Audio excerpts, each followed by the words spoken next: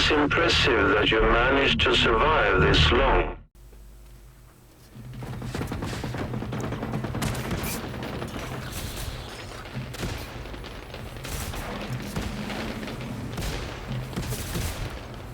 So da, grüß zurück bei Generation Zero, diesem Video und einem Spiel, das mein Herz im Sturm erobert hat.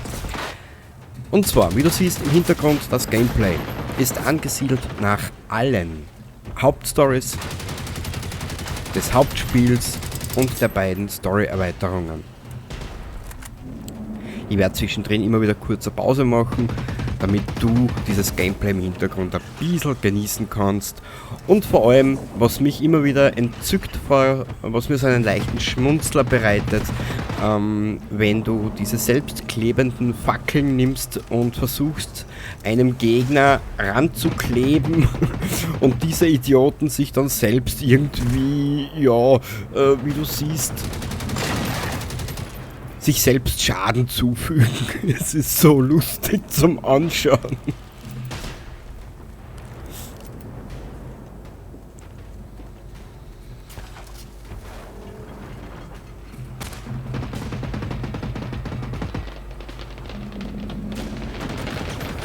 Heutzutage nennt man sowas hochintelligente KI, gell?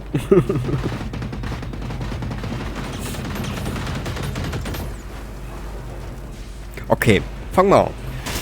Vorerst einmal. Du hast es sicher schon mitgekriegt, bei mir am Kanal läuft Generation Zero derzeit unter Staffel 1. Genau. Die Staffel 1 endet mit dem Abschluss des Alpine Unrest DLCs. Ich habe leider in der Story-Reihenfolge was falsch gemacht. Ich habe zuerst das Phoenix Rising Update gemacht, dann habe ich einen Teil von Alpine Unrest gespielt, dann habe ich die Hauptstory fertig gespielt und dann bin ich nochmal zurück ins Alpine Unrest DLC. Normalerweise ist die Reihenfolge wie folgt: Hauptgeschichte, Phoenix Rising und dann Alpine Unrest. Da habe ich ein bisschen einen kleinen Fehler gemacht, aber es ist nachzuvollziehen. Die Beweggründe der Geschichte, die ich nicht zu viel spoilern möchte. Es ist wirklich eine Herausforderung, sage ich jetzt einmal, sich durch zig Tonbänder, Aufnahmen, Zettel, Notizen zu wühlen, beziehungsweise sich das anzuhören, zu lesen. Es ist wirklich eine Herausforderung, da du ja diese Geschichte, die im Hintergrund ist, ja blind aufdröseln musst, ohne irgendwelche Kenntnisse. Ich sage halt nur so viel, die eigentliche Hauptgeschichte hat mir ein bisschen erzürnt. Da war ich ein bisschen sauer. Aber du wirst es im Laufe der Zeit schon noch sehen. Staffel 2 hat ein neues Intro bekommen. Die kommt zukünftig und wird sich auch mit zukünftigen Inhalten für dieses Spiel beschäftigen. Das heißt, im Jahr 2021, im Dezember, hat der Entwickler bekannt gegeben über Steam und diesem Community-Forum da, keine Ahnung, es wird neue Inhalte geben. Vorab haben sie mal gezeigt, neue Bauelemente. Den Baumodus, den kannst du, der ist oberflächlich. Du hast ein bestimmtes Areal, was du bebauen kannst, mit Baulimit. Es kommen neue Elemente dazu. Wenn du das hast, kannst du in 3 verschiedenen Schwierigkeitsgraden wählen und Wellen abarbeiten an Gegner. Ja, es ist ziemlich oberflächlich gesehen, hilft aber irgendwo zum Leveln und zum besseren Loot bekommen. Je höher der Schwierigkeitsgrad, desto besser ist der Loot, den du im Endeffekt bekommst von deinen Gegnern. Ja, genau.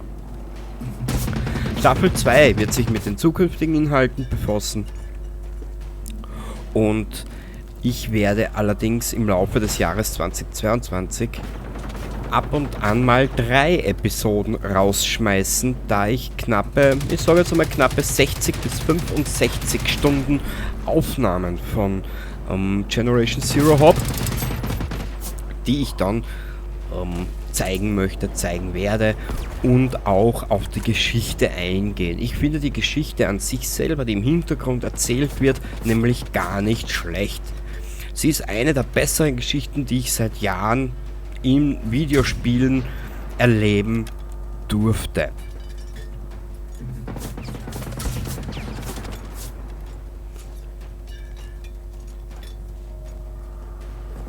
So, wir haben jetzt besprochen, was zukünftig kommt, wie dieser Spielstand oder dieses Gameplay im Hintergrund zustande gekommen ist und nun ein großes Thema. Vor knapp einem Monat schrieb mir Manuel Witte unter einem, wenn du es siehst, ich habe das heute schon unter deinem Kommentar als Antwort rangeschrieben oder nochmal geschrieben, wie man zu experimentelle Waffen kommt, hast du mich gefragt, oder welche das ich schon habe. Ich muss davon ehrlich gesagt gestehen, mit diesem Spielstand habe ich mir, oder mit dieser Aufnahme, die ist in Original 45 Minuten lang, habe ich mir erspielt die experimentelle Pumpgun und die experimentelle Möller. Ich glaube, so heißt die. Die kleine, nein, die Klauke. Ja, eine von den zwei, halt, ist wurscht. Und zwar, es gibt im Internet viele Aussagen über das, wie das Spiel das berechnet. Ich kann das jetzt nur auf meiner Erfahrung wiedergeben, die ich jetzt gesammelt habe in den letzten Stunden nach den Hauptgeschichten. Fangen wir mal mit der Region an. Ich habe mir die Region Ackerland ausgesucht und habe dort mir Rivalen herangezüchtet. Wenn ich einen, sagen wir, Prototypen-Klasse Hunter oder Harvester oder Tank gehabt habe ich den gleich mal dezimiert, den habe ich gleich mal beseitigt und habe versucht, mir FNIX und Apokalypse-Klasse ranzuzüchten auf Level 4. Die brauchst du, Level 4 und Apokalypse-Klasse ist die Voraussetzung, oder höheres Level, sagen wir so, höheres Level klingt besser, dass diese experimentellen Waffen spawnen bzw. im Loot enthalten sind bei der Apokalypse-Klasse. Das ist, glaube ich, das sind zwei Voraussetzungen, die du haben musst. So habe ich rausgelesen in meinem über 20 Jahre alten Schulenglisch, oder 30er mittlerweile sogar schon bald.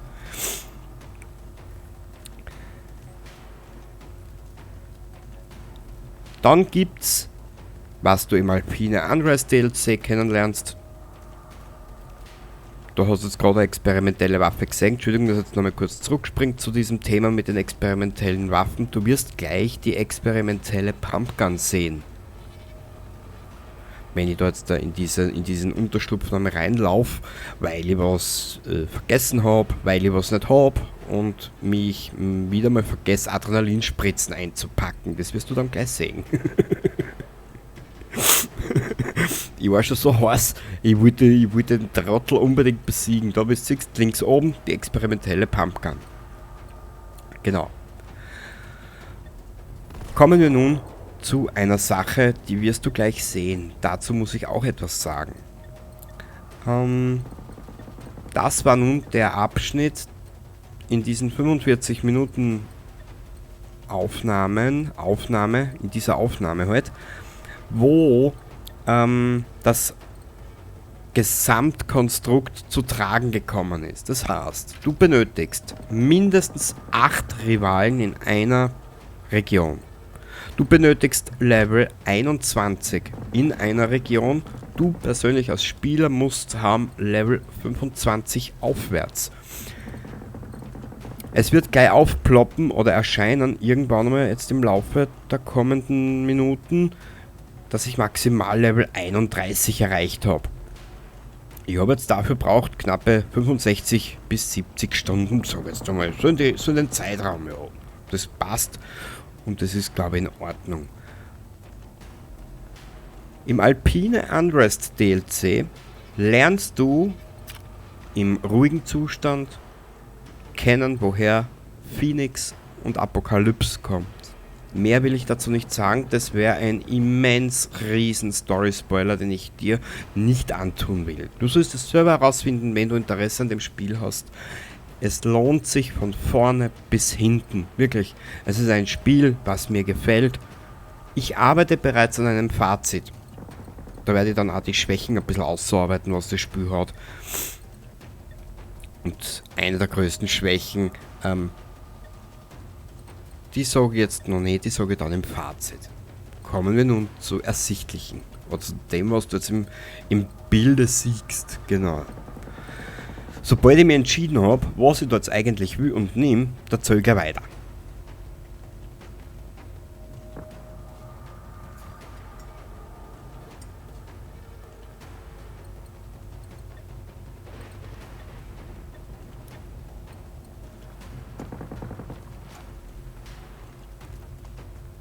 So, nun ab in den letzten Abschnitt des Kampfes. Das war ziemlich zum Schluss vor der Aufnahme. Da waren nur mehr übrig diese zwei FNIX-Tanks und dahinter wird er gleich eine Rakete abschießen. Dieser eine Rivale, Apokalypse-Klasse Level 2 oder 3 war das, keine Ahnung, ist wurscht. Apokalypse-Klasse brauchst du, FNIX-Klasse brauchst du, um zu leveln, um bessere Waffen zu bekommen und auch die experimentellen Waffen. Da brauchst du dann die Apokalypse-Klasse dazu. Du hast gesehen im Hintergrund, er hat gerade eine Rakete abgeschossen. Wird er gleich nochmal machen. Oder auch nicht. Keine Ahnung. Jetzt dann. Da hat er eine Rakete abgeschossen in der linken Mitte vom Bildschirm. Diesen Rivalen haben wir jetzt noch vorgenommen. Wir haben diesen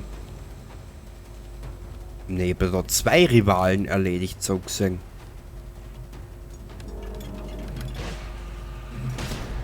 Ja, was weiß ich, keine Ahnung. Auf das wird es gar nicht aussehen. Über Folgendes hinaus. Die Level und Spielercharakterlevel hat alles zusammenpasst. Er ist mir gespawnt. Du lernst ihn still und heimlich im Alpine Unrest DLC kennen und darfst dich dann später mit ihm herumprügeln.